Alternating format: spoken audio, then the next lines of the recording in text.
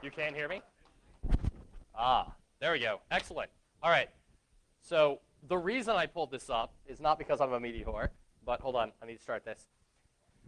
Because, okay, good. So I have a friend, Tracy, who was helping me put together and giving me some advice. I basically started a new company this week, and I'm going to kind of tell you about what it is that we're doing. Thank you. What it is that we're doing and why it's kind of cool. And Tracy doesn't necessarily understand hacker conferences.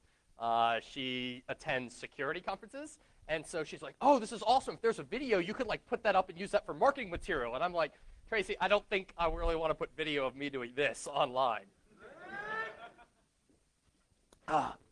Tracy, that was me putting down the 24 ounce of Mike's Hard Lemonade. So what I'd like, if you all could help me out and just, we're going to go 1, 2, 3. Hello, Tracy, because I want to get this on tape for her. So 1, 2, 3. Hello, Tracy. Awesome. Okay, good. Now we can start this thing. Okay, so my name is Billy Hoffman. I've been coming here for a couple of years now talking. Normally about security, normally about web, normally about Ajax, normally about JavaScript. And I figured y'all might be sick of all that stuff. Never. So as usual, I'm from the South and I talk fast. And I have consumed roughly enough alcohol to counteract the effects of the Red Bull I've consumed. So I might speak at a regular pace. But I'm not giving any promises. So you have a question, whatever, shout it out, grab my attention. You know, let's not wait all the way to the end and find out that you had something like a question on slide 2. I'd rather you interrupt me. Yeah, what? The fastest land animal? I don't know, an African swallow or an English swallow? So, you know, please feel free to interrupt me, and hopefully we'll have a lot of fun. So I am not doing security with this new company, which is a little weird, right? So I kind of told people about this, and the first response I got back was, are you fucking crazy? So this is Brian Sullivan. I wrote a book with him about Ajax security, and I've gotten this a lot from several of my friends in the security space over the last month since I've left HP. You know, and they said, really, you're going to leave security and you're going to start talking about web performance? You know, seriously, Billy, are you crazy? You know, this is a solved problem. The solution is just throwing hardware and money at the problem. You know, performance, that's lame and boring. I mean, we have Black Hat. Can you imagine what the Black Hat equivalent is for performance? Probably not nearly as much fun as a HackerCon. You know, there's nothing interesting in performance. Like, not only is it not like a cool, fun, sexy scene, like, there aren't interesting problems to solve. And really, it's all data center tweaking and code profiling and IT magic. And, you know, why would you want to do that? Or you're a hacker. You do security stuff. That's what you do. And then, of course, I had a couple people who do buffer overflows, like Tyler, who've looked at me and said, you finally realized how lame cross-site scripting is, huh? Decided to do something real. No. The answer to all of that is no. I'm not crazy. And I hope by the end of this presentation you realize that, one, I'm not pretty crazy. I'm actually probably pretty smart and hopefully ahead of something big that's going to hit over the next year or two. Web performance really isn't a solved problem. If web performance was a solved problem, why are websites so freaking slow, right? The web sucks. I don't know about you, but CNN feels a lot like CNN felt in the late 90s when I had a 56K modem. Like, it's not, I've got this big giant, you know, pipe I'm paying Comcast for, but I'm not getting stuff faster. What's going on? You know, you'll actually hopefully see that there's a really new, huge opportunity here. There's lots of interesting problems from a computer science point of view to work on. One thing I heard is, why are you looking at performance? You're a security guy. You don't know anything about performance. Well, you know, 99% of what I've done with web security actually applies with performance. 99% of what I did building web security scanners was crawling and interacting with websites and analyzing them, and then drawing conclusions from that. Yeah, Scott.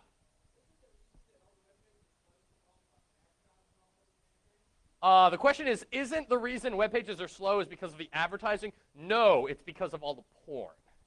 That's why they're slow. You know, really, once you've analyzed it, whether you're drawing security conclusions or performance conclusions, you've already done the work. So actually, pretty much everything I've been doing for the last 5 years is directly applicable. And the nice thing is that performance really in the down economy equals money. Telling somebody how they can do more with what they have so they don't have to make capital investments, telling people how they actually can have reduced their operating expenses because they're not paying as much on bandwidth, power, cooling, servers, disk space, databases, consultants to come in and do tweaking and tuning. Also, the return on investment is really easy to demonstrate. You know, don't get me wrong, I love security, but I don't really know if I've helped people, right? You buy my software and you don't get hacked. Great. Is that because of me?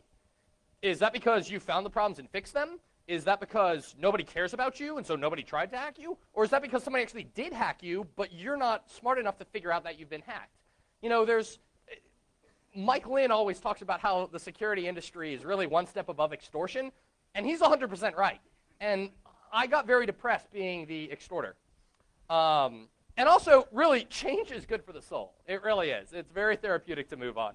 And then, of course, this bears repeating, you know, kind of this idea of this push to the web, everything based on the clouds, right? Like if you think the internet is slow now, imagine using a word processor through the internet. Imagine, right? Like if we're going to move towards, you know, dumb terminals and, you know, thick server apps again, we got to fix these performance problems. And this push to the cloud, this down economy, it really is just making the importance of web performance all the more important.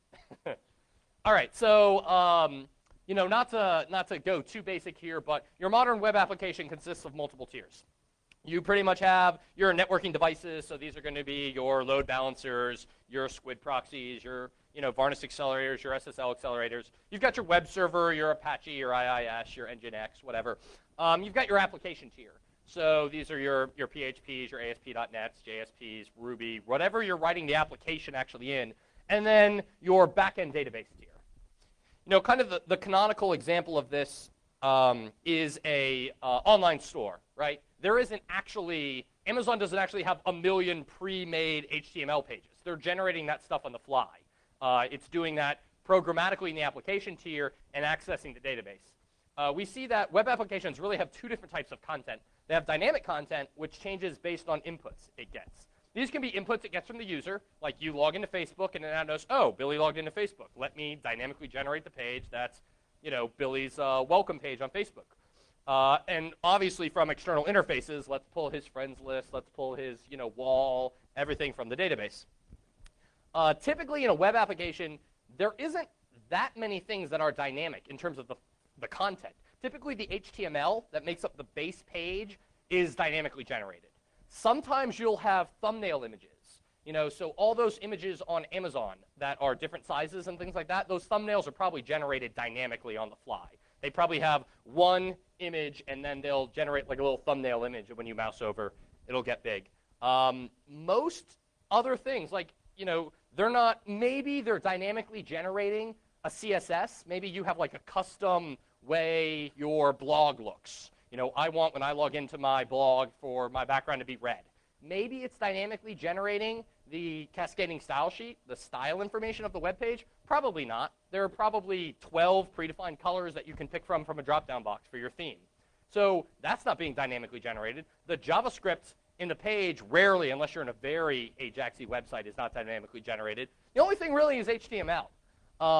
Everything else is so-called static content. Really, it can either be pre-generated or it's just fixed stuff. It's not changing based on the inputs. This is pretty much everything that is not dynamic. Images, CSS, JavaScript, your Flash, you know, the Flash movie that gets downloaded to your machine. That's not being dynamically generated on the fly. Your Silverlight, your Java applets, font files that it downloads to render stuff to look all pretty. Audio, video, even if it's streaming, it's from a static source. Timbal. Can't I just fix all this with a No, cat? and you're going to find out why. So video, documents, all these things are static. So when you're serving static content, this doesn't really do a lot on the web server. The request comes in that says, hi, I want to look at the image of, I got to do this because Tim's here, and this is the canonical example, Tim's mom. So you go ahead. I'm not going to talk about your mom being a router that's stuck in promiscuous mode like they used to. So anyway, yeah, she's a web server. Now she's a web server that just all her ports are open. So I'm going to get kicked in the nuts. And Tracy's going to be listening to this being like, man, I'm really glad they didn't put this on the internet. She doesn't know that actually this will be on Google Video or on Iron Geek by the end of the week. So, all right, so a request comes in. It passes through any network devices. Unless you're dealing with kind of a sophisticated app. You're just hosting something on DreamHost or something. You don't have any control of these. You're probably not even aware these exist.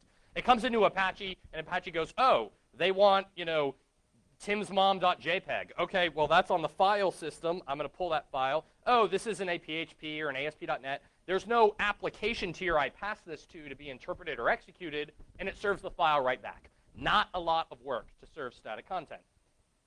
Dynamically generated content, on the other hand, goes very deep. It goes through the web server, through the application tier, hitting the database tier, maybe making web services to other places to pull content in, and coming back.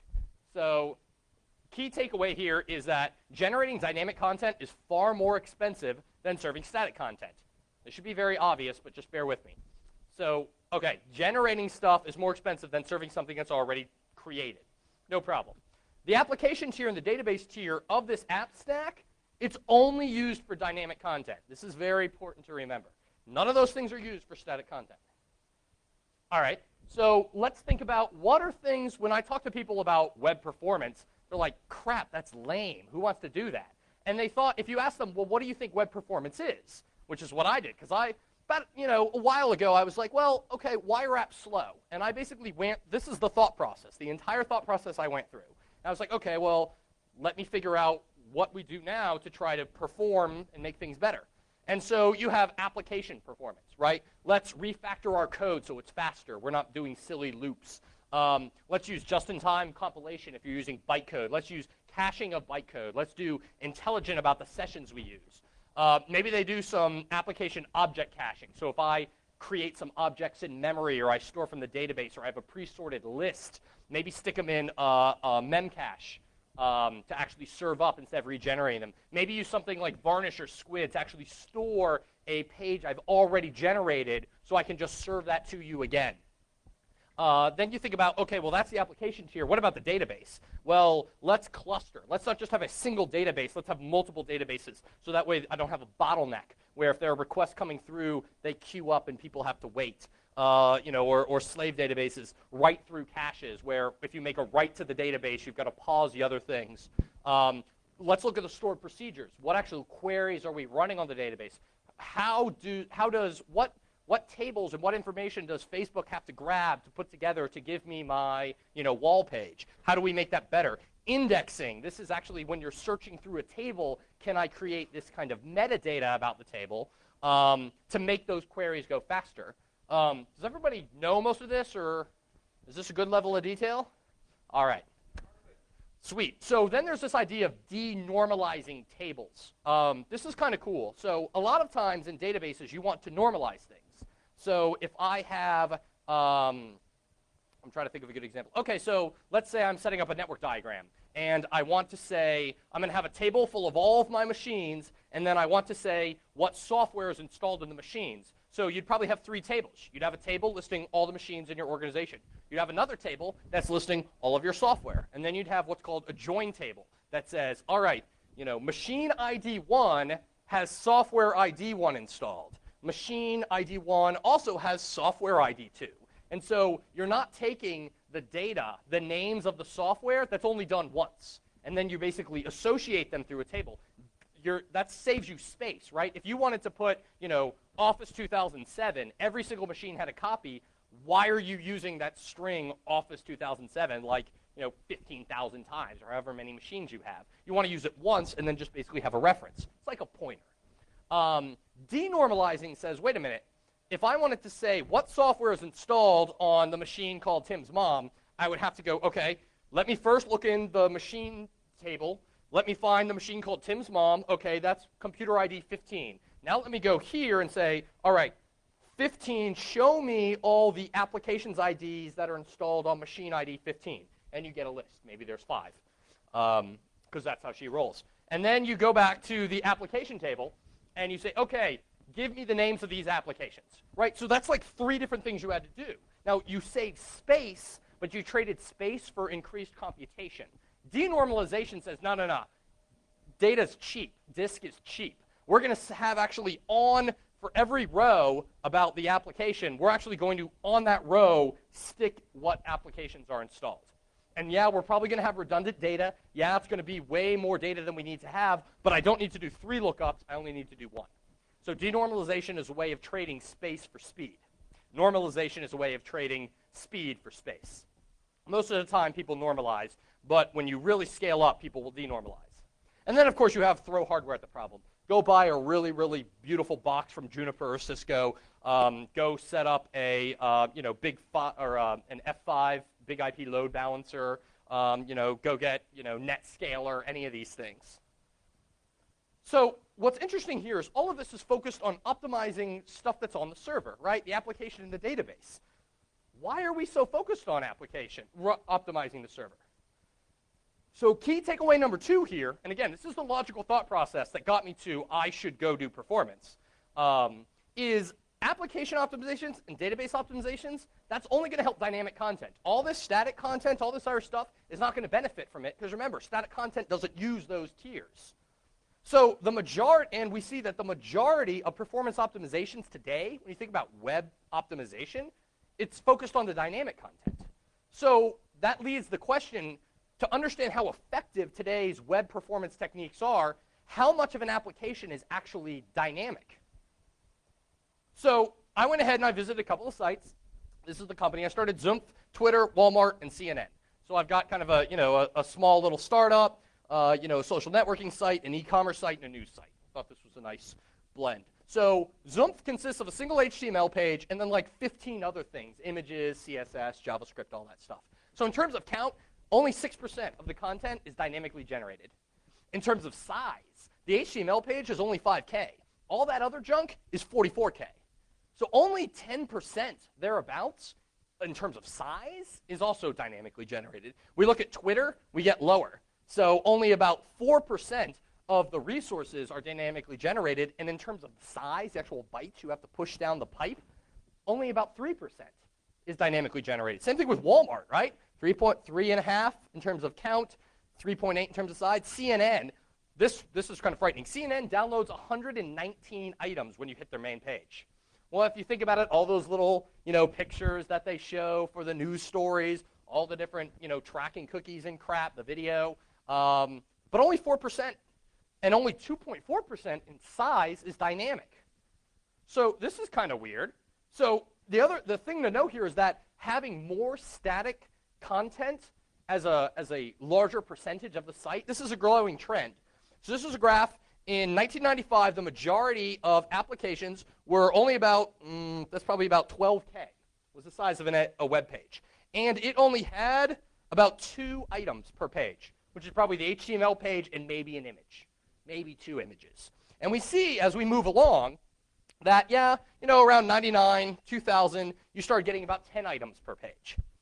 And then you actually started, I'm sorry, it's this line right here. About 10 items per page, and you were at about 50K of content. And then we see what's interesting here is from 2003, really just in 3 years, we essentially tripled. We tripled the size of the page, the amount of content that's being pushed. We also tripled the number of objects that are actually being downloaded. So the key takeaway here is the vast majority of content that a web application needs to grab to display and work, both in terms of the number of objects it has to grab and in terms of size, is static. And this trend is only increasing. So then the question is, well, okay, surely, downloading just a bunch of images and downloading the JavaScript and stuff, that must not be really that much of a time sink, because otherwise we would be spending time trying to optimize that. But we're spending all our time optimizing dynamic generation, the application in the database. So surely, even though it's only, say, 1 item out of 100 items that are downloaded, or 15K out of 200K that are downloaded, surely that must still take a lot of time. And that's why we focus all our optimization efforts on it. So how much time does it take for dynamic content to actually get downloaded? How does it affect load time? Well, to understand that, you need to understand how does a web page or your browser download stuff. whenever you tell your web page, I want to go get the main page of CNN, it's got to do a couple of things. The first thing it has to do is a DNS lookup. It has to say, all right, CNN.com, give me the IP address, like the street address of the server I want to go talk to. So it does the lookup. Then it's got to make a TCP connection. So three-way handshake. Anyone here ever heard of TCP slow start? TCP has congestion control, things like that. So when you make a connection to a website or really anything using TCP, let's say you have a really fast cable modem. You've got like 10 megs a second. You can't instantly start downloading at 10 megs a second. It needs to ramp up slowly. And it actually ramps up at a linear curve. And then if you get a collision, it actually drops in half. And so you get kind of this sawtooth approach as you get congestion. So TCP does not let you download at your full speed right away. So there's a delay. Once you've sent your request, and an HTTP request, it basically says, hey, get me this image, get me the page of CNN. It's only about between 1,000 to 2,000 bytes, including the cookie. Pretty small. It normally fits in a couple of packets, whereas you're downloading, say, 20 or 30 times that. Anybody ever wonder why their cable modem lists a different speed for upstream instead of downstream? They're normally drastically different numbers. That's because most people use cable modems and home internet connections for web browsing. And you don't need to send out, you send out one little byte of data, you get back like 10 or 20. It's, by definition, it's asymmetric. You send a request, get a lot back. So you have this period where I've sent my request, and now it's traveling through the network. It's going to get to the server, maybe go ahead, hit the application tier, the database tier. Basically, this green period is I'm sending the request, and then about halfway through the green period is I'm waiting for the server to give me back the HTML. Now, once we get to downloading, this is when the server has actually returned the first byte of what it's giving me. So if it's giving me, 20K of data, this is the first piece of that 20K of data. Well, here's the interesting thing. The application, the dynamic generation, the only time it's ever really doing work is right here. Once it's received the request that you wanted, and until it's able to get the first byte, this is it generating, and now it's pushing it down to you, and then you've gotten the first byte, and now it's still pushing you all the bytes. And because of network propagation, it stops about here, even though there are still bytes in the pipeline that are eventually getting to you. So the app really isn't doing work all of the time. This is a waterfall diagram. Has anyone seen one of these before? So this is pretty cool. Basically, this shows how does my browser load Zoom.com. So we see right here, I'm visiting the page casestudies.php. DNS lookup, took a DNS lookup, and then to make a TCP connection, it took 200 milliseconds. Then from 200 milliseconds to about 370 milliseconds, I actually sent a request to the web server, and I'm waiting for the response. So basically, by the time, this is when I started getting the web page. This is when I started, I got the entire web page. Now, you know what? The browser's smart. I had a style sheet at the very top of my web page. So as soon as my browser started downloading any part of the HTML, it immediately saw, even before it got the entire HTML document, it saw a style sheet and started going ahead and downloading it.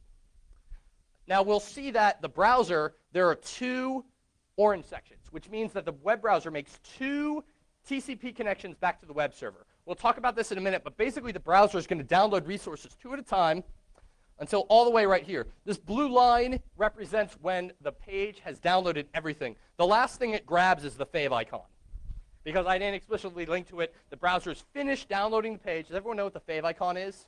That's a pretty little graphic up in your address bar next to the URL, that little pretty thing. So it takes, well, we'll go through this. It takes 1.5 seconds for this web page to load.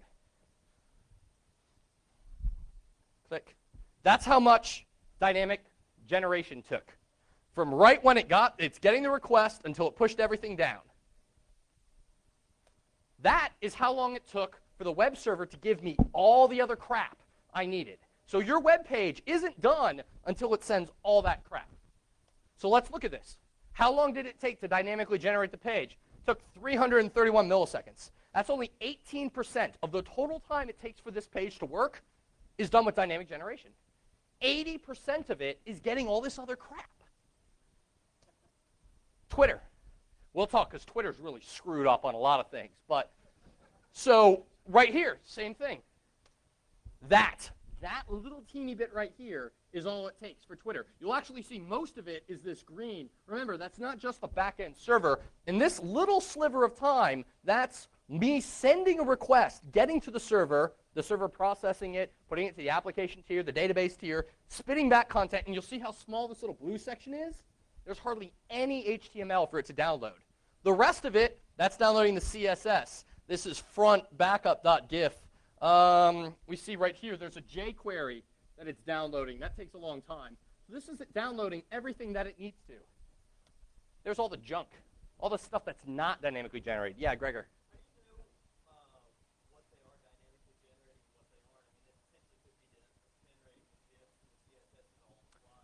They don't. So the way I know this, that's kind of a different discussion. There are a couple tricks you could do, but when you directly fetch these, they actually return, when you fetch the HTML, it doesn't give you the content length. It uses chunked encoding. Do you know chunked encoding?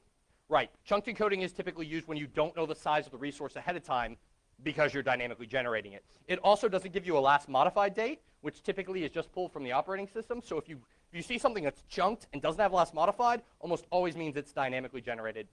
Also, there's an HTTP field. I'm doing this real fast. This is probably over some of your head, called accepting bytes. Have you guys heard of this?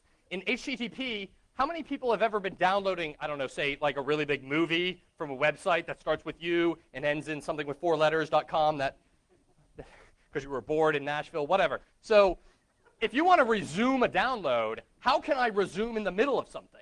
I need to tell the web server, hey, I'm downloading this big video file called girls, girls, girls, but I've already got the first meg. I want to start at this offset in. So the web server will actually tell you when you're downloading something, hey, here's the file, and by the way, you can give me byte offsets into this, and I'll give it to you. The only way it can give you offsets into the file is if the file's already pre-generated. So if you don't see an accept bytes header on a response, also pretty much a dead giveaway that it's dynamically generated. So I can say with a high degree of confidence that the only thing that's dynamically generated on this page is the HTML. So there's your Twitter waterfall. Let's look at this. Twitter, it took 3.8 seconds for this sucker to load on my system. Only 250 milliseconds. 7% of the total time took grabbing. Now, the reason these things don't add to 100% is not because I'm really bad at math or there's a fallacy here. It's that you can start having things downloaded in parallel. You'll notice that before this HTML finished downloading, I already started able to downloading the CSS. So if you start comparing times, because things happen in parallel, it's not going to add up exactly to 100%. There's also networking latency issues. But the key here to remember is almost 90% of the time it took you waiting for Twitter to load was waiting for all the crap. Now, this isn't a bad thing, right? This is a testament to how freaking good we are at caching or optimizing dynamic generation. I mean, the fact that I can send an HTTP request, I don't even know where Twitter has its servers, right? But through the internet, from this hotel, it gets there, is processed by networking gear, processed by a web server, passed to, I think they use Ruby, passed to Ruby on Rails, talks to a database, probably multiple tables, pulls all that stuff together and gets it back to me in 250 milliseconds, a quarter of a second. That's pretty amazing. What's interesting is what do we do about this end piece? And of course, this trend continues. Here's Walmart. Ugly, huh?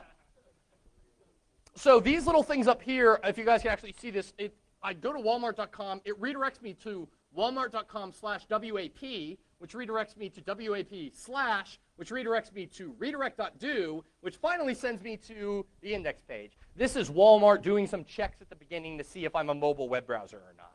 But basically, this trend continues. This entire graph, that little teeny slice, is all that was the server side. This is our generated content. This is all the static content. Same thing, 7%. Finally, CNN. Remember 100 and some odd, 119 things? Yeah, that's really hideous to look at. Yeah, that little sliver right there, from there to there at the end, that's your dynamic generation. Now, there's actually probably a few other things in here that might be dynamically generated, probably a playlist for the videos and things like that. But those are going to be so small, we can just ignore them.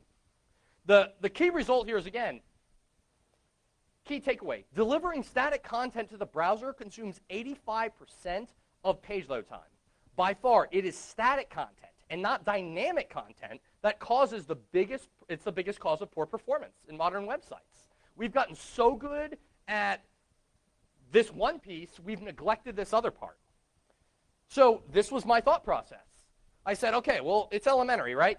Dynamic is more expensive than static. So when the internet was small and proportionally a lot of the stuff was dynamic and not static, we developed lots of kick-ass techniques for dynamically generating content really, really fast and really, really good. However, things have changed. We have so much content now, so much other stuff that's not dynamically generated, it's static and not dynamic that dominates size and count. Not only in terms of size and count, but it also overwhelmingly dominates what the total page load time is. That's an opportunity. If the majority of the solutions serve dynamic, but it is static that governs performance, somebody needs to fix that, right? Next generation web performance tools have to optimize how we deliver all that other junk to the browser as fast as possible. And that's what I'm doing. So really, there are 3 methods to optimize getting stuff to the browser, right? Because I got to move, it's like if you're moving a cow from one place to another, you can't get around the fact you have to move something that's a ton, right? I mean, it's heavy, you need to move it. How do you do it, right? So you either can reduce the size. If you think about this, why is most orange juice sold in concentrate? Because it's a lot cheaper to ship powder than ship water, right? They ship powder to a very small regional distribution plant. They then add water to it, and they sell you concentrated orange juice. It is much more expensive to just sell you orange juice that's liquid. So by reducing the size, in this case freeze-drying or dehydrating something, they're able to ship more of it and basically reduce the size. You also, this is very interesting, you can reduce the number of requests needed to deliver the content. Did I really need 119 requests to fully render CNN? Are there some tricks I can do to maybe still get that same content, right? We don't want to sacrifice image quality. We don't want to sacrifice the fact that I have 20 news stories with pictures on the front page. But can we do it with, it's like carrying water. We could carry a lot of small pails, or we could just do a couple big pails. Let's do the same amount of work in less trips. Also, is there ways that we can organize the content? Can we trick the browser into actually working faster? All of these you can do. So how do we reduce the size of what we're trying to send? And pretty much if anybody here deals with web applications or is an IT administrator or handles any of this stuff, this is directly speaking to you guys. How you can get your applications, your servers, everything to perform faster. Because if your servers are performing faster, they're going to be able to close their connections faster. They're going to be idle, which means they're not going to burn as much heat, meaning they're not going to need as much power, meaning you don't need as many to support the existing load you have today. So this is all about saving you money. Well, we can, like we said, we can compress the content, or we can strip everything off that we don't need, right? It's like, whenever you talk about those people saying, how can we get the most, holy shit, I'm losing a lot of time. However can we get the best fuel efficiency on this car, right? How many people here have been like, it's getting near E and you're looking for a gas station and you're like turning off the radio because like generating the electricity might be taking something. You're turning off the AC. You're doing everything you can to get every last bit off or every last bit of gas you possibly can. So another way to reduce this content size is for an image, for example. Let's strip everything out of this image. Not the actual image graphical data, but the file. Let's strip everything out of the file that is not image data.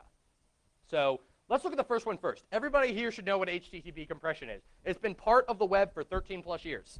Basically, the web server says, hey, you want to download this file? I will compress it, basically zip it on the fly, because it uses deflate, which is the same thing that zip uses.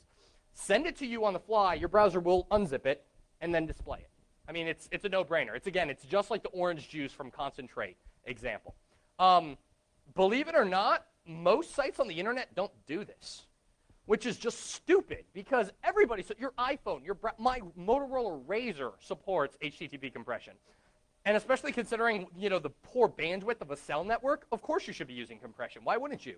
Port 80 does a survey every year, and they found, right, I should have put the numbers up here, it's only about 30% of sites. And these aren't just like podunk mom and pop who doesn't know any better. These are Fortune 1000 websites. They should know better. They've got IT staffs in the hundreds that don't have this stuff turned on. So what types of things can you compress? Well, the obvious stuff, HTML, JavaScript, CSS, text compresses really well. There's actually a bug in IE6 that in the browser, it says that it can accept JavaScript and CSS from the server that's been compressed, but it can't. It actually messes up and it caches the compressed version instead of the uncompressed version. So then it tries to render gibberish and it can't. It would be like you go to the refrigerator and you pull out your orange juice and you do this and you just get powder. And you'd be like, oh man, that sucks. So yeah, but don't let IE6 ruin you. You actually can set it up to say, okay, this person says they accept compressed content. If they're IE6, don't give it to them.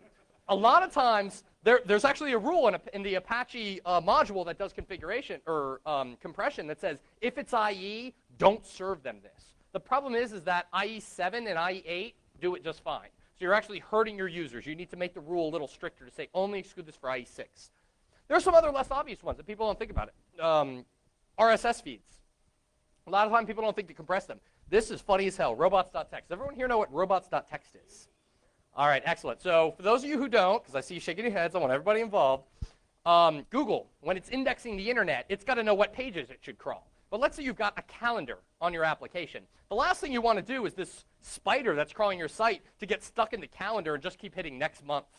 Oh, I'm looking at, October 2009, next month. Oh, November 2009, next month. 5 hours later, it's in the year 4000, and it just keeps going, right? So robots.txt basically lets you tell the search engines, don't bother going to these parts of the site. Now, who here reads meme streams or know what meme streams is? So meme streams is a blog site that Tom Decius, who will be talking to us, I think, by video tomorrow, built. Now, blog sites, a lot of times, spammers like to sign up for an account and then post crap. And so what Tom was doing to counteract this is he would put into the robots.txt, hey, Google, don't index users.Gregor, because Gregor's new, and we're not sure whether Gregor's a spammer yet. And then after a couple of weeks, Tom would actually manually bless an account and say, this person can now be indexed by Google, because there were far more spam accounts being created than legitimate accounts. So Tom's robots.txt file was growing by like hundreds of entries a day. So I was helping Tom. Tom's robots.txt file was 270 kilobytes. To put that in perspective, that's 1 kilobyte is a page of text. So that is like a book that is 240,000 pages long, to give you an idea of how much data that is. So, and it was growing. Most people have a robots.txt between 1 and 10K. And it kept growing. Now, because this file kept changing, the search engines made a note and said, well, this file's changing a lot. We need to visit it multiple times a day. All of them, right? Amazon, or Yahoo, Amazon actually has a search engine, A9, I believe. Google, like Google Image Bot, like everyone was hitting this file multiple times a day. I looked at Tom's web logs. Tom was serving 4 gigs of traffic a month just for robots.txt. Most hosting providers give you like 5 gigs a month total bandwidth to use. Tom was serving 4 gigs a month in robots.txt. I'm like, Tom, it's a text file. You can turn on compression. It is now 70% smaller. And so like with one configuration tape, Tom went from serving 4 gigs a month to 1 gig a month. Just one little thing dropped his bandwidth, 3 gigs a month. A lot of things that people usually forget, fonts. You can actually embed fonts in CSS and different things like this. Sometimes these can be compressed, sometimes they can't. Depends on the font format, whether it's the new Wolf, which Mozilla uses or not. XML files, right? SVG files are XML documents, but they're images. Google Sitemaps, if you're doing Flash development, the cross-domain XML configuration file, a lot of times, if you're using really pretty web pages that have like Flash or Silverlight or some really, pretty, a lot of movie sites when you go to like see, Paranormal Activity, themovie.com or whatever. The websites for movies tend to be very Flash-based, and they normally dynamically are pulling down more config files to load up movies or content. Also, web services. Every time it contacts a JSON web service or an XML web service, you can compress that, and you should be compressing that. This is going to save you 50 to 80% off your bandwidth bill. Just turning this on is going to save you 50 to 80%. Now do you see why I want to like collectively bitch slap the internet and be like, turn on compression? That's like getting 2 internets. That's like doubling the capacity of the internet tomorrow. Why aren't we doing this, right? It's ridiculous. All right, so stripping content to its core. All right, well, if we think about things, HTML, JavaScript, CSS, RSS feeds, robots.txt, XML files, JSON files, these are what they call human readable. But when was the last time anybody here read a CSS document of a website you were browsing?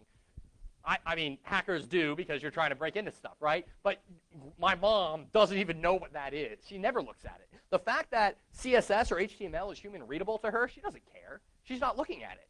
So you can do what's called minifying, which is I'm going to remove all the white space and all the HTML comments that are in the file.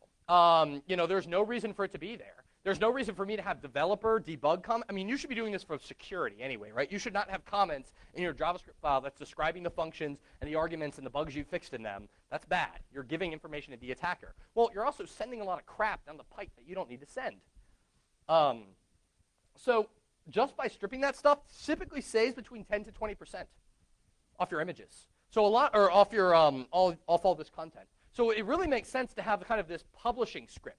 When you've done because obviously the last thing you want to do as a web developer is try to edit something that does not have spaces in it, and it's just a big mush of text. That would suck. So you want to maintain human readable things for your web developers. But when you publish the website, what you want to do is actually put it through maybe a Perl script that just does this automatically and pushes it out to your web root or secure copies it. Basically, the 2 things I've mentioned today, reducing the content, every single IT administrator right here can do this today. You don't need to talk to the web developer because all you're doing is think of it like you've got a boat, and you're just stripping the barnacles off the bottom of the boat to make it go faster. They're not actually adding anything to the boat. The developer probably doesn't even know they're there. He doesn't care whether they're there or not. You can just strip them off, and you'll go faster. So 10 to 20% savings just by stripping that crap out. So images. A lot of people don't think about this. Images have all sorts of stuff. Camera data, metadata. My personal favorite are embedded thumbnails. Virgil's got a great story about this. Where, so Photoshop, when you edit an image in Photoshop, you know how in the open file log or save dialog, it'll have like a little thumbnail? Well, Photoshop actually basically takes a thumbnail. Whatever image you're looking at, it makes a 100 by 100 version of that and actually saves it inside the image. There's a little, it's like mini-me, right? There's a mini-me living inside of you and you don't even know about it. Now what's funny is what Virgil found is often the thumbnail will be the uncropped version of, they'll then take it, edit it, and crop it. And so he found all sorts of people who would take kind of like, risque photos of themselves, and when you actually looked at the uncropped thumbnail, naked. Yes, there actually was I believe a news anchor, right? Kat something other from Kat Schwartz. Yes, thank you. It was ZDNet, or ZDTV, Tech TV. Well, it changed so many names. Now it's like G-Force, blah, blah, blah. So yes, naked pictures of people on the internet through thumbnails. Who would have thought? You don't have to try that hard to find porn, by the way. I'm just saying. But Virgil does have esoteric taste, so. Comments in images. The extra Photoshop data about color spaces. The camera data. This is also interesting. Just because you have a JPEG doesn't mean there's actually, with 16-bit color, doesn't really mean there's 65,000 images, or 65 different shades or colors. Now, they basically have a palette that says, here are all these colors we defined, and then here's the image data. And the image data says, this pixel is this entry, this pixel is this entry. That's all image data is. Well, a lot of times there will be palette entries that aren't actually used. You can just strip that out. That's extra crap in there that's not actually being used. Now, you're not changing the fidelity of the image. The image is still going to be the same dimensions, same as dot per inch, same shades of red for the rows, whatever it is you're looking at. You're just stripping stuff away that's not actually being used. You can save 5 to 15%. I've seen some, if you start getting into thumbnails. I did one work with a company that was an online, they were an e-seller. They had all these pictures of content where literally the guy is just like taking pictures with this like 4-megapixel camera, and they're putting these images online. And I was able to knock 90% off the size of their images. Again, this is just crap you're sending down the pipe that you don't have to send. So here's another funny thing. Don't use TIFFs, BMPs, XMBs. A lot of times people will save photos as PNG images when they really should be saved as JPEGs, because JPEGs compress realistic photo data way better than PNGs. BMPs aren't even compressed. TIFFs, they do support compression, but they're almost never compressed. I mean, those are like 4 and 5 meg files. Don't use those on the internet. Like, don't use a BMP for your logo, because it's going to be like 50K when you could save it as a GIF, and it'll be like 2K. So use the appropriate photo format, or use a conceptual file format, or I'm going to kick a puppy. So reducing the requests. Now, this is kind of cool. I don't know. You all, is this cool? I can stop. You want me to keep going? Are we good? Do you have questions? Do you want me to drink this? Yes.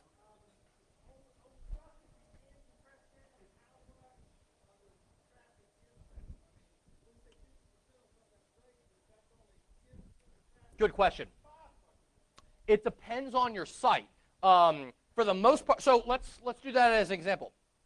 I'm going to come all the way back.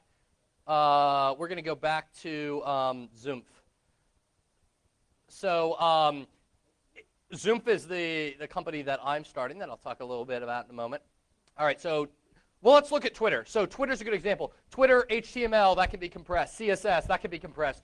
Image, JavaScript, that can be compressed. Image. All of those are images, JavaScript, image, JavaScript, image. So in this case, most of these are images. But you'll notice these images, pretty small. Look how big the JavaScript, really big. JavaScript, really big. CSS, really big. So it's not necessarily count, it's byte count that you want to look at. Now I got to do this. So you maybe had to work. Yeah, I should. Yeah, that's not bad. All right. Okay, so reducing the number of requests. So yeah, we figured out a way to reduce the size, right? That's like greasing the pig before you throw it down the pipe, right? And making sure you shave it so it goes faster. I'm really bad with analogies. Or awesome, depending on your frame of reference. All right, y'all see all this green? Remember what green was? Green was I've sent my request, sending the request, and then waiting for the server to send something back. So you don't see a lot of blue. That's because most of these things I'm waiting for are extremely small. I send a request, I spend a quarter of a second waiting for something that takes 1/100th of a second to download. So by reducing the number of requests, what you're doing is saying, because every time you send a request, you have to wait for some finite amount of time. Regardless of whether it's a meg or a K, you got to wait. And then there's the downloading part. So we've been able to reduce the size that we're downloading, but we want to reduce the amount of times we have to wait for crap.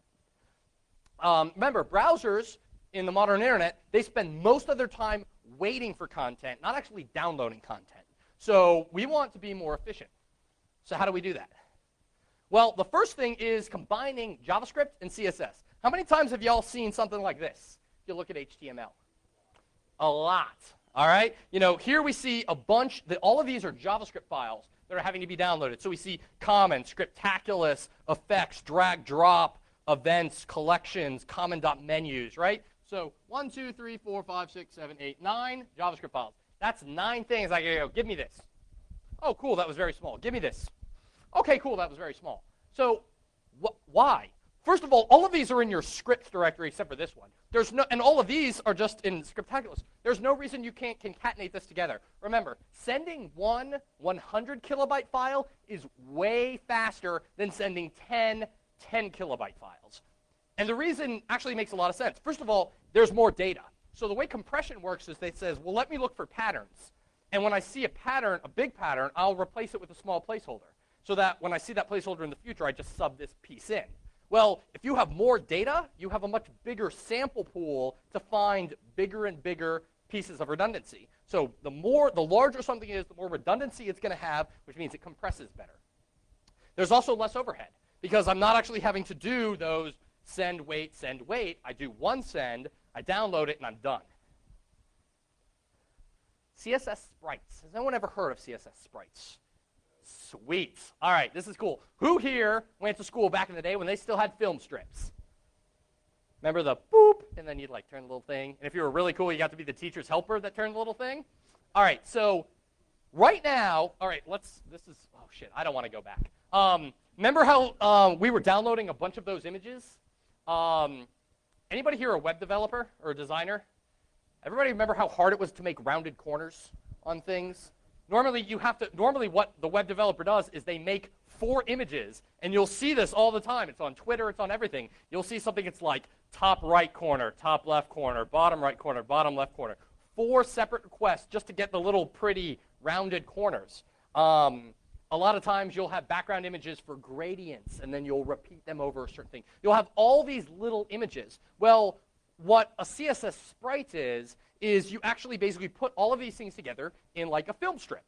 And so this is Google's. Google.com, this is what it looks like. So all of their images, the Google logo, those things on the bottom, when you click and all the O's, they're actually stored in one big image. And then they use offsets. It's like a Ouija board, right? You move the little stylus around and say, I only want to look at the O, or I only really want to look over this thing that says yes. And that's what you do. So in this case, this is actually from AOL. This is from Yahoo. That's from Google. And they'll do something like, OK, so in this case for AOL, they'll say for the game thing is going to be located at, offset 4 images into the pixel and then 28 pixels down. And then just show me that little piece. And then for the stock, just show me that little piece. So instead of making 1, 2, 3, 4, 5, 6, 7 requests, they made 1 request. And then just like a film strip, a Ouija board, they moved the thing over. This is actually pretty powerful. I mean, look how big this sprite is. So 1, 2, 3, 4, 5, 6. 1, 2, 3, 4, 5, 6, 7, 8, 10. So 60 requests or 1 request. And remember, this is really, really big. You better believe this image is going to compress better than each of those little small images. So CSS sprites are really, really cool. So you also want to remove unnecessary redirects. This is actually a graph. This is somebody hitting a main page, and then here are all the things it has to download. Images, CSS, stuff like that. The yellow are redirects. So this was like, hey, I've hit CNN.com, and CNN.com tells me to load logo.gif. And so I request logo.gif, which says, oh, well, you actually need to go to, images.cnn.com/logo.gif. And so it redirects me to here. And it says, well, actually, you need to go all the way over here to get that.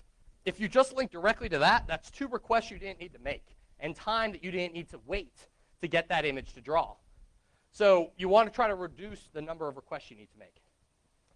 All right, caching. This is what Tim Ball brought up earlier. Fastest request ever. The fastest request is a request that you don't need to make. So who here has ever seen The United States of Terra?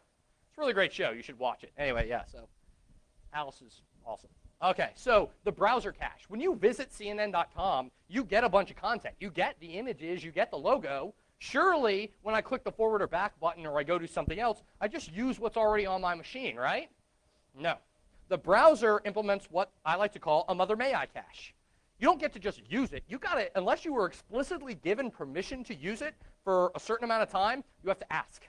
You have to go back to the server and say, hey, I've got the version of CNN logo from, October 30th, 2009 at this time. Is it OK if I still use that? And the server says yes. You say, oh, OK, great. Now I can use it. And then you're on another page and it says, hey, I got this logo. Is it OK if I use it? The server says yes. You've got to check every single time because the server does not explicitly say. The ideal, what you want, is for the server to say, here's this image, and don't, it's like the mom sending the kids out. It's like, go play, and I don't want to see you for 3 hours. It's the same thing, right? You don't have to go back and say, Mom, can we go to Jeff's? He's got a Super Nintendo, and it's awesome. You can just go. So that is stories from my childhood. All right, so Jeff did always have the coolest toys. So last modified date versus expires. When your browser or when your browser requests something from the server can say something like, hey, here's a resource, and here was the last time it was modified. If you get that, in the future, I'm going to run over. I'm just letting you guys know ahead of time, but I'll try to do it fast. The web browser is going to say, hey, here's the version I got. Can I still use it? Hey, here's the version I got. If I still use it. But if you use the expires header, it just goes ahead and says, don't bother checking. So all of those images, you saw those 119 things. Remember, what's the majority of the time the web server or your web browser spends? It's not downloading crap. It's waiting. So you having to say, hey, is it OK if I use this image? Hey, is it OK if I use this image? Hey, is it OK if I use yet this other image? That's pretty much the same amount of time as just downloading it all again. So unless you actually say at the server level, you use the expires header, which as an IT admin, you do mod expires, which is part of the standard Apache build, or you modify in the IIS services dialog. you're basically getting no savings. But if you do this, so suddenly if CNN did this for all those caching stuff, instead of needing 119 requests, I would need 119 the first time I visit it. And then every time after that, I'd only need like 5 or 6. Not really that many. So now this is where things get cool. So let's maximize the browser's performance. You know, we need to understand, how does a browser render and load a web page, right? Well, to really understand how to maximize the throughput, we got to understand what it does. So it requests the HTML page. It downloads it. And then all the embedded resources, the CSS, the JavaScript, whatever, they're downloaded in the order that they appear. Remember, before we were even done downloading the HTML page, we started downloading the CSS, because that was the very first thing in the page. Now, using rules, the browser is going to interlace downloading crap with starting to draw crap to the screen. I'm saying crap an awful lot. Yes, drink. So the HTML and all dependent resources are eventually downloaded and rendered. That's what this thing does. So what are the rules? What does the browser use? Well, there's some interesting rules here. Now, some of these vary slightly with the newer browsers. IE8, for example, doesn't obey the first one. But this is pretty much consistent across all. Do you have a question? All right, cool. So this is interesting. The browser will only download 2 resources at a time from any hostname. So you go to CNN.com, and there's 100 and some odd things. It's only going to download them 2 at a time. It's like Noah's Ark, just 2 at a time. Now this is interesting. When you're downloading a block of JavaScript, don't download anything else. Why? Why would the browser be stupid and do that? Well, the browser has no idea what that JavaScript's going to do. That JavaScript could say, hey, go redirect to, you know, Gregor.com, right? It doesn't know, so it doesn't want to do extra work. So it says, well, just wait until I know what to do. The browser will stop rendering when it's downloading and executing JavaScript, because it doesn't know whether that JavaScript is going to change the contents of the page, do a document.write. So it doesn't want to start drawing crap. It has to redraw. It doesn't render anything until all the CSS is downloaded, because the last thing it wants to do is draw a bunch of text in one thing and then have you change its colors and all sorts of crap like that, and the padding. It's very expensive to do relaying out of the browser window. So that's really the it doesn't want to start drawing. Now, IE actually does what will start drawing, but then once it gets all the CSS, it will redraw stuff. So you get what's called a flash of unstyled content, where you get a lot of crap, and then the whole screen blanks, and then you get something that looks pretty, which, I mean, it's better than nothing, but it's very jarring to the user. It doesn't draw anything until all the fonts are downloaded. It stops rendering when you encounter JavaScript, so it's got to parse it and execute it. If it's an external file, it's got to download it, parse it, and execute it. So this leads to some interesting rules. The first one, which is really cool, is a neat trick using multiple host names. So let's say I've got site.com. So I'm going to remember, there's a connection limit. You can only download 2 things at a time. So I grab the HTML, and then I go 2 components, 2 components, 2 components, 2 components, 2 components. But what happens if I do a little DNS trickery and I set up 2 CNAMEs, right? I only have 1 server, but all 3 of these names point to the same web server and web root. I got static1, static2, site.com. So in the HTML that's served from www.static.com, all the images are being served. It says, all right, this image is at static1. That image is at static2. This image is at static1. It goes ahead, makes 2 connections to static1, 2 connections to static2, downloads 4 items in parallel. So you get the content twice as fast. The server load is identical, right? Yeah, go ahead. No, because while web browsers support pipelining, most web servers do not support pipelining. Actually, no, I got that backward. Most web servers do support pipelining. Browsers have it turned off. The only browser that has HTTP pipelining on by default is Opera's. It has to be very conservative. So HTTP pipelining is your way of saying, give me. Instead of saying, make a request, get a response, make a request, get a response, you fire off and say, give me this, this, and this, and then you wait. But even that doesn't really save you. I wish I had something to draw with. It's like, instead of saying, get the response, get the response, get the response, you're still having to send the same amount of data to the server, 3 requests, and you're getting the same amount of data back from the web server, 3 responses. And it's still governed by that you can only have 2 connections. It's only going to, it might make a bunch of gets down those connections, but there are only 2 connections. I think a better way to explain this, it's like there's a 2-lane highway. You can put cars bumper to bumper, but it's only a 2-lane highway. By doing this trick, you open up more lanes. So I can do pipelining or more requests across the lanes. Whether I'm doing pipelining or not, I still have more connections to do that over. Now your web server is going to get the same amount of traffic. It's still pushing, one HTML document and 5 images. It just got tricked into doing it twice as fast. Now there is a little bit of a pro and con here because remember, it's already done a DNS lookup for static. As soon as it's dub. As soon as it sees static 1, it's got to do a DNS lookup, and it's got to instantiate an a TCP connection, and it has slow start. So there's diminishing returns because most people saw that they're like, sweet, I'm going to have like static 15, and I'll be able to have 30 pipes at once. Yahoo and Google has done some work and found out that above about 2 or 3 hosts, depending on how many images you have to have, the overhead of creating the new DNS lookup and then the 2 TCP connections with slow start, it's not worth it. It's diminishing returns.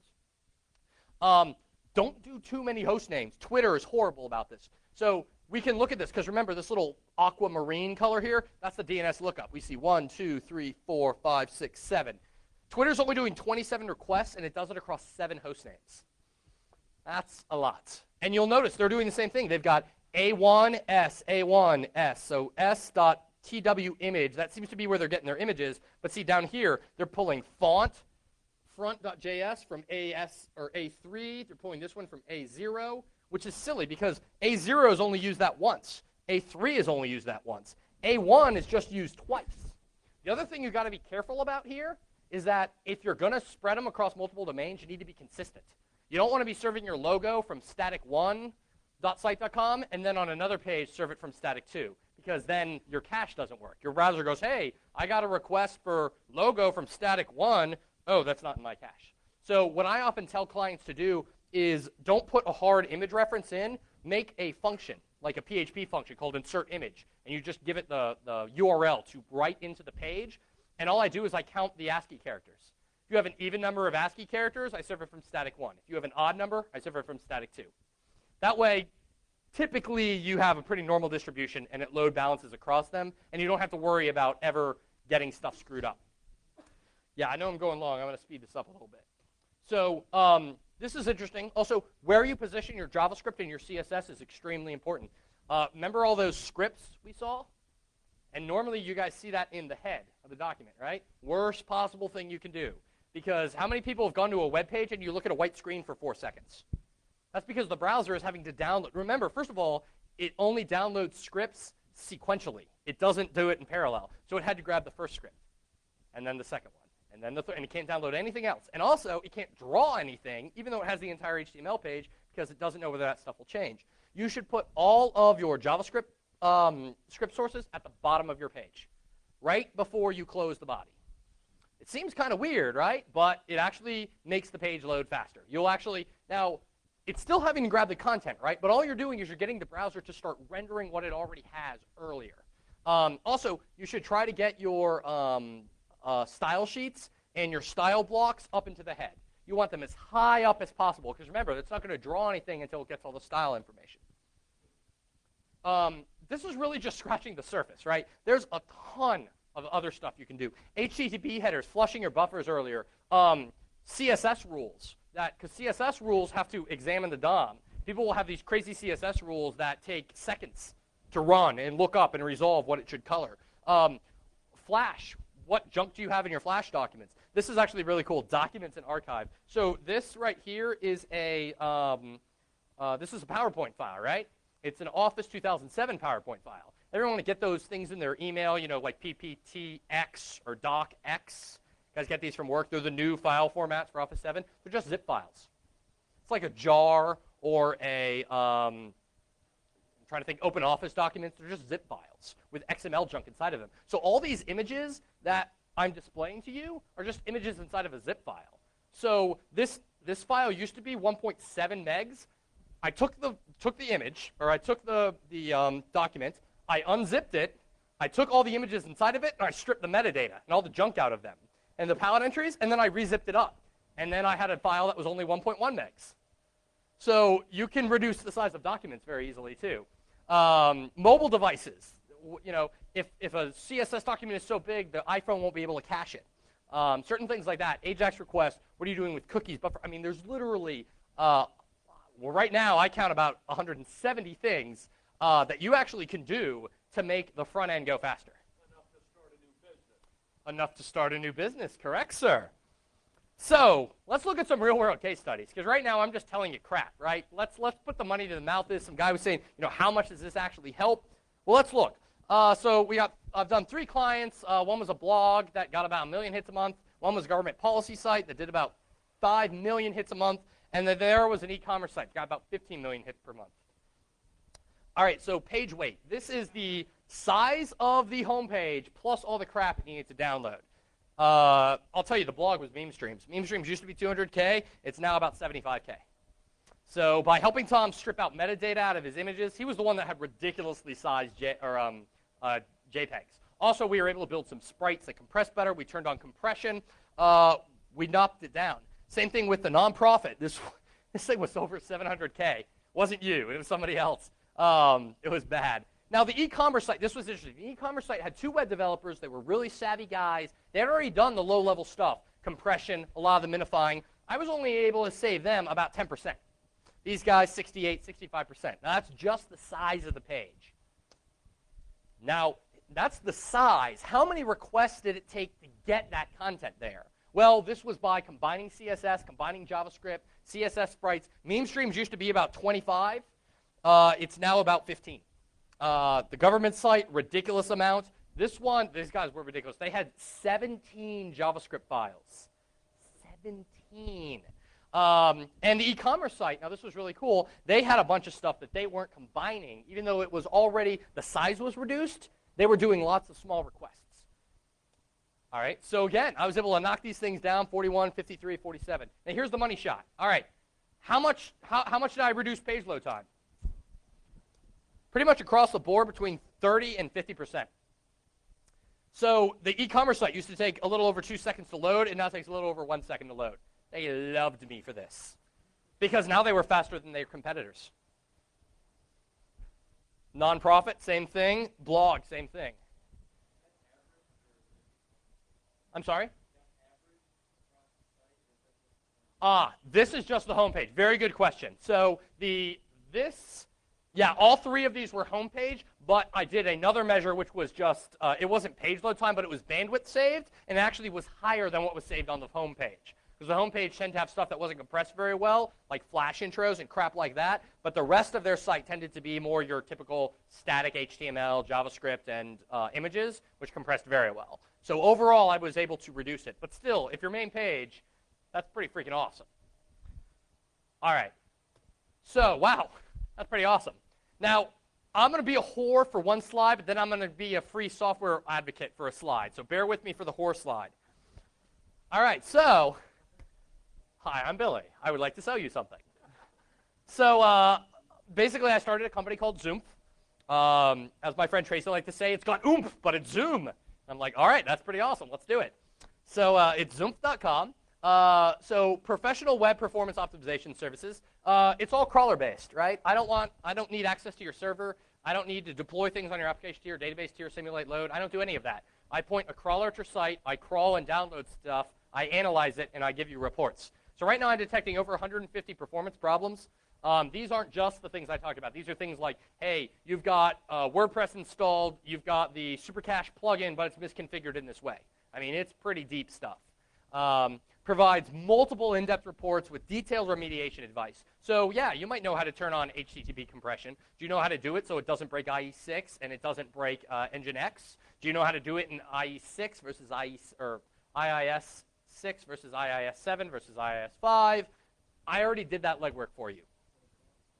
So that's the, you can come. I'd love to come and help you guys actually take care of your websites. But for all you guys who want to have small sites, you've got stuff, last thing I'm going to do is come up here and wow you for an hour and then say, give me thousands of dollars. So I actually have a free assessment. You can go on Zoom. You can sign up. It's right now kind of a slowly automated system that spins up something on EC2. But you'll get a free mini assessment, which is going to test your main page and all the dependent pages.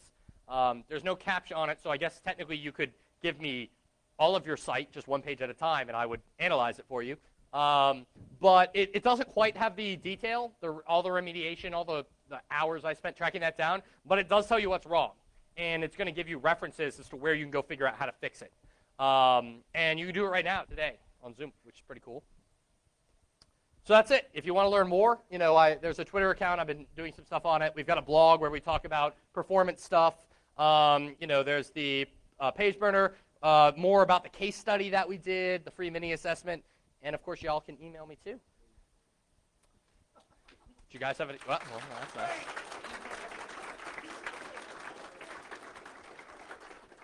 Excellent. Yes.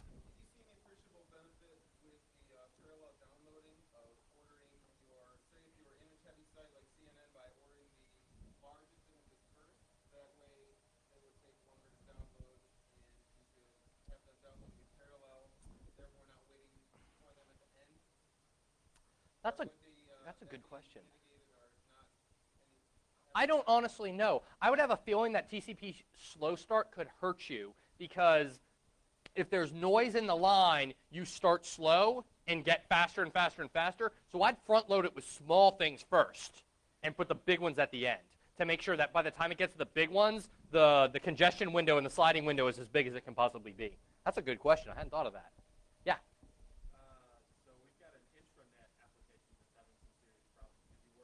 Yes. So I've actually worked with clients on intranet applications. Actually, a lot of times people think, well, I don't have a publicly facing web app, or I don't have an e-commerce store. Why do I care about this? I used to work for a very large company that made little print cartridges that was worth more money than gold per ounce. They made like 6 times software. Showed you where I sat on this totem pole. So they had a huge intranet site. Expense reports, time cards, vacation, employee management, healthcare. Everything was done through their intranet site, and it really came down to how much resources are you devoting to just the cost of maintaining your business, right? I mean, that's just cost. You can't derive revenue from that. You want to try to minimize the cost and make that as fast as possible and let your employees get back to work. We had this. We were large enough, the company I was at. We had our own travel agency. We actually outsourced it, but we had our own travel website. We didn't use Expedia. We had HP branded Expedia, and it was slow as balls. So I can't tell you how much time I sat there just waiting, trying to book flights on stuff. So actually helping intranet sites is fantastic. And actually, intranet sites are a great way to do it, because with intranet sites, you typically have huge download pipes, so that the overhead of making the requests is actually a much larger role than the downloading the content. The actual making the connections, waiting for that's even more powerful than just, say, on an externally facing application. Excellent. Yes? Good question. So you're talking about Packer, Dean Edwards' thing? Yeah, so Packer is a way of, it's actually pretty sexy. It's a way, when I was doing JavaScript malware, I did not really like Packer. I actually wrote code to automatically pull shit out for me. But because the last thing you want to do is eval. So Packer basically takes JavaScript code, finds tokens that are used off. It's almost like using compression in a way, because it builds a dictionary, and then it says, here are the things you should use. And it calls eval to actually reconstruct itself. It basically sends down it's like the self-extracting EXEs that you get. It's like the JavaScript version of that. The reason I don't like Packer is that it forces you to use eval. And eval takes time, because you're actually saying, here's a block of JavaScript code, reparse it, redo it. You have to create a new execution context. You have to create a lot of crap. Now, the current generation of JavaScript interpreters, like V8 in Chrome, Spiderfish or Squirrelfish. God, they come up with really freaking crazy names for these things. The icon for Squirrelfish is hysterical. It's the JavaScript interpreter that's in WebKit. They're better at minimizing the impact of that, but really I like using either Yahoo's compressor or just plain old JSMin. The thing that I don't recommend when you're doing it is renaming variables. There are some of the tools that I'll actually let you, they won't just remove whitespace and comments. They'll say, you're using a variable called Tim's mom. Let's just, instead of using Tim's mom all over the place, let's just call it A. It sounded dirty, I'm sorry. So yeah, I don't recommend that, because you start getting into, at least when it's minified, yeah, it's nasty for a developer to look at, but if there's an error, what appears in the console is at least a variable name they understand. right? Otherwise, it's going to be like A_7, and they're like, I don't even know what function that is. So I generally recommend don't do the variable renaming functions of minifiers. And same thing goes with CSS. There are some that'll rename CSS classes. I don't do that for maintenance. Any other questions? Wow, that was fantastic. Yeah?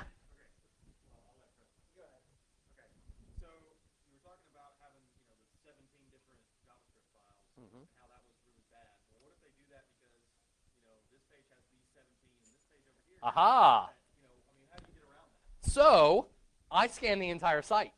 So I wrote some fun little functions that said, show me all the unique combination of JavaScript files. So I'll actually come back and I'll say, these 7 JavaScript files always appear together, these 5 always appear together, these things, and it basically builds sets, and it looks for overlaps, and it says, okay, yeah, you've got 17 files.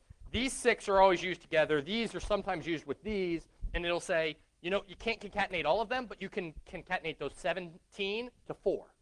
And on this page, only 2 of those are used. On this page, 1 of those kind of super files are used. On this page over here, all 4 are used. But you basically just look for groupings. So if you got that, and common.js is in all 4 of those, you're now, all 4 of your groupings, now you have to go back and make a change that you were going to make to common.js. Right. So this is why I say that you should put a step into your development process. It all depends on how mature of a dev organization you are. I mean, I've seen some people that literally SSH into the web server and are editing code in Pico on production web servers, which is scary. These were big companies. So hopefully you have a development process, a QA process, and then a publishing process where you're actually pushing it to the production systems. And I like to say as part of your publishing script is when you actually do the minifying and the grouping. So that is completely transparent to your web developers. Same thing with the minification, the stripping of meta content out of images, all that stuff. And that's part of the remediation tools I have. I have some Perl scripts that I can give you that do all that. Yeah, press mic. We were just curious, do you actually answer emails? I do. I've been checking that all week like a hawk. Excellent. All right. Any other legitimate questions that don't point out my flaws as a human being? Yes.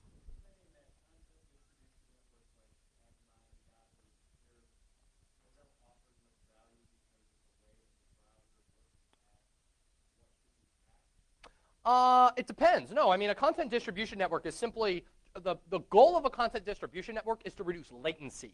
It is, instead of having to go all the way to Palo Alto to talk to Twitter to grab their image, I pull something from Internap in downtown Atlanta. That's all it is.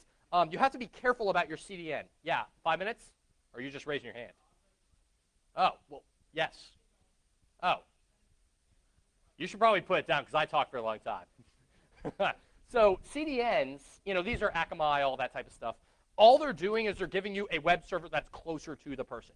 You want to make sure that you are not using you want to make sure that the host name isn't changing with each page because those are DNS lookups that need to happen. But most guys don't do that. They give you a unique subdomain for your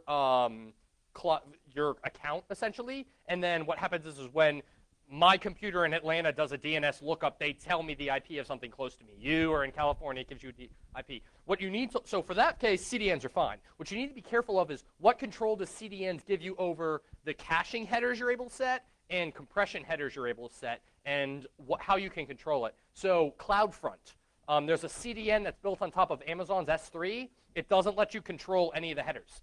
So you can't, even though you're using a CDN and it's closer, you can't compress it and you can't cache it. So it's actually worthless to use.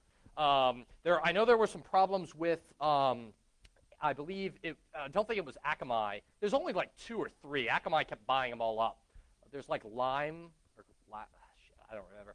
But there was a problem where they were only using HTTP 1.0 instead of 1.1, so you weren't able to use e-tags to do appropriate caching. So there are some issues with CDNs, but normally you can work it out depending on your service level agreement with the CDN. But no, CDNs are very good. But a lot of times you can do this stuff and gain almost as much benefit without paying Akamai a lot of money. And also the maintenance. Just maintaining files stored in multiple areas can sometimes be a pain in the ass. So I'm not against CDNs. I just think if you do a lot of this right, typically you don't need it. The only people who really need CDNs are like in your Alexia top 100 or top 1,000.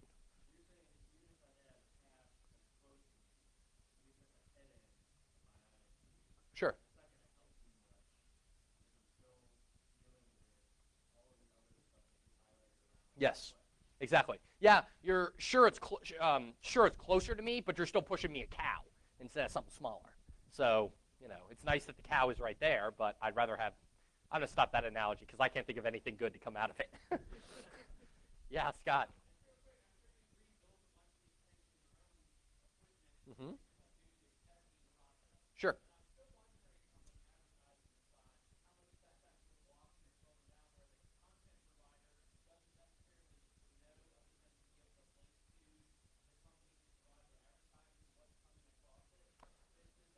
Good question. Right, good question. So this is a big problem. Sometimes you'll tweak the hell out of your site, and then you'll start using DoubleClick. And they're like, well, put this iframe in there. And you're like, well, no, because my page won't finish loading, and the onload event won't fire until the freaking iframe is done. And I don't know how many redirects that thing bounces through until it actually gets its content.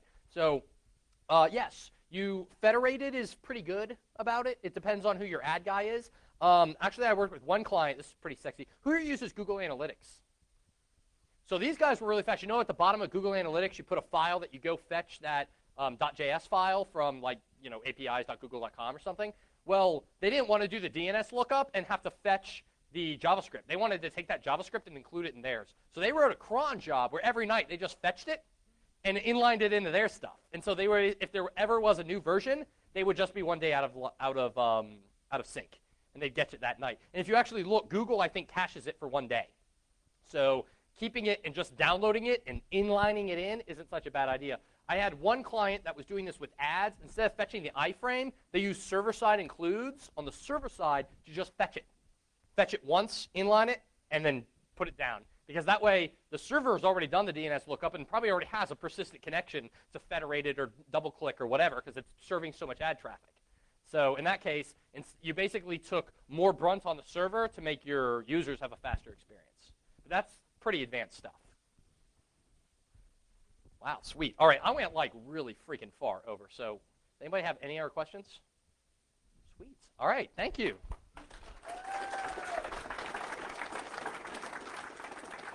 Bye, Tracy. Thanks. I don't know whether it's sexy as security, but it is pretty cool. I mean,